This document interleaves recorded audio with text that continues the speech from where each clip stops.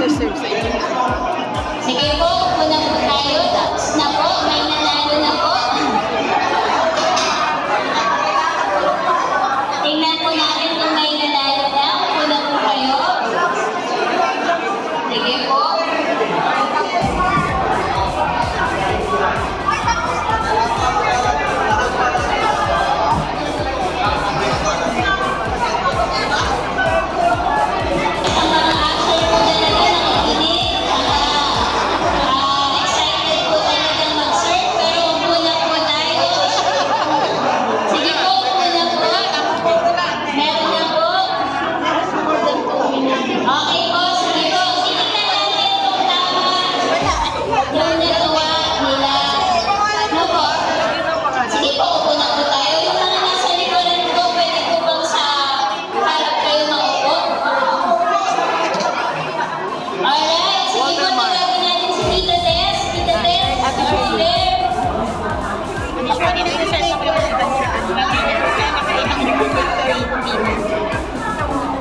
Tita Tess, sino ang youngest usher in the room?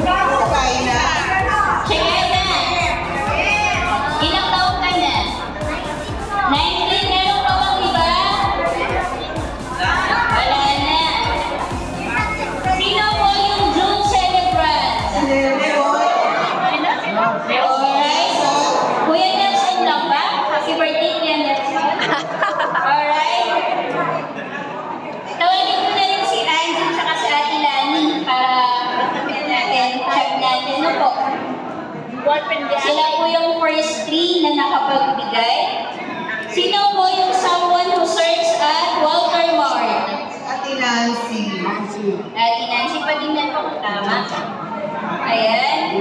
All Sunday usher. Ito yung talagang pagka sinabing sino yung pwede ng ganitong service nandun every Sunday.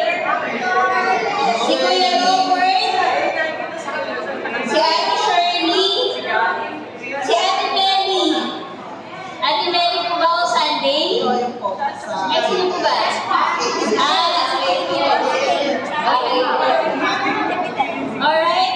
Part of ushering team since 2009. Ate Lani, si Tita Christy, okay? Always early. As more than 2 ministries. Tita Mercy. Sarili. Sorry, next in line po ay... Naku, wala ko pangalan.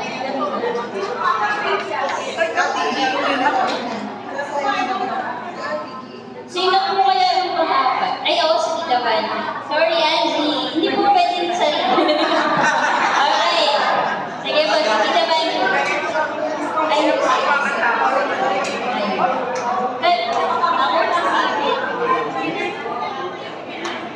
sorry po, yung isa walang pangalan.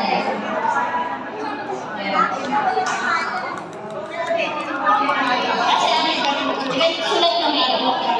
Sa inyo po ito. Opo. Ayan. More than 2 ministries, Ate Mercy, Angie, Ate Beth. Alright. Single parent, Ate Shirley. Meron pa po bang iba? Ba't ako na? Okay, is doing one-to-one at this time. G. Sa gamit po natin actually, isa lang po na po ba?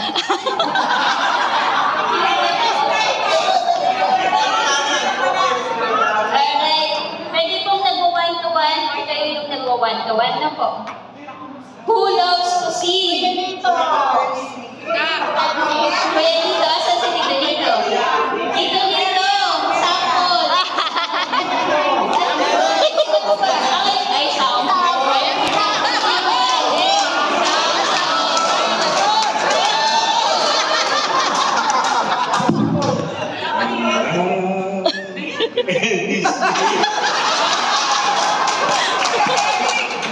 Sino ba? Tita Nancy, may iba pa bang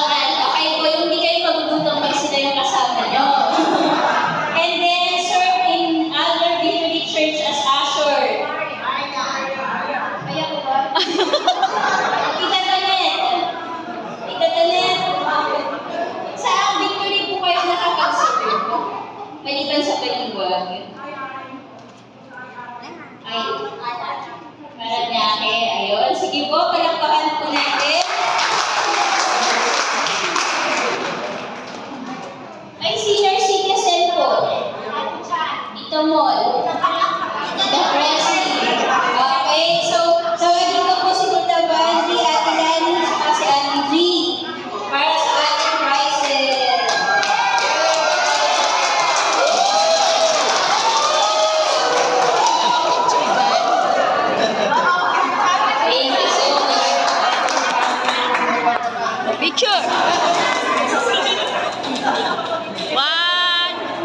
2, 3. Ay, bawal na sa diabetic. Thank you so much po. Ayan, nagising po ba kayo? Talks na natin mga speakers.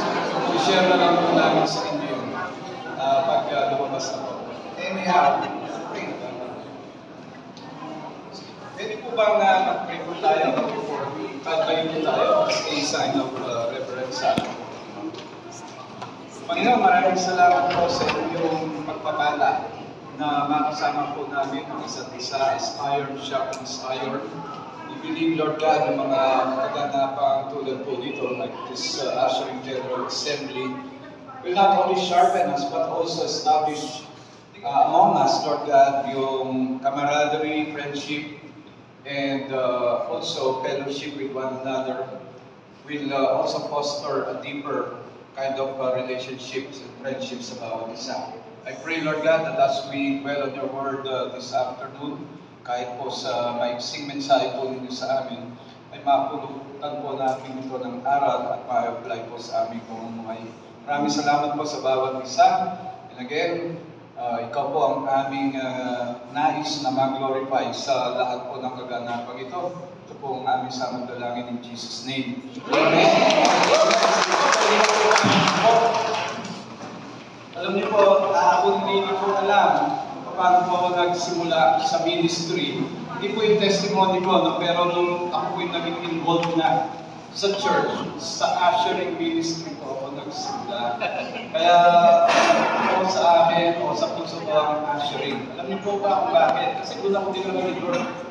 At alam po ni Lord na kung saan tayo mahina, doon tayo gagawin ni Lord paminsan-minsan. Kaya alam ni Lord na ako ay mahihain, sobra po ako mahihain, at ako rin po ay suplato. Yun po ang description sa akin. And therefore, kaya ako dinala ni Lord sa ushering ministry. Kasi dito sa ushering ministry ay dapat pong i-overcome yung mga ganong klaseng kahinaan. And nagpapasalamat po ako sa Panginoon na hindi po siya nagkamali sa pagdala sa akin sa ushering ministry. At malaki pong bagay sa akin para ma-overcome ko yung weaknesses ko when it comes to being open and sharing lives, and ma-overcome ko rin po yung aking iya. Now, nung ako ay nagsimula sa ushering ministry, ako po tulad po ninyo ay volunteer din. And habang tumatagal po ako, akala ko hindi ako magtatagal sa ushering. Pero habang tumatagal, mas lalo kong nagustuhan.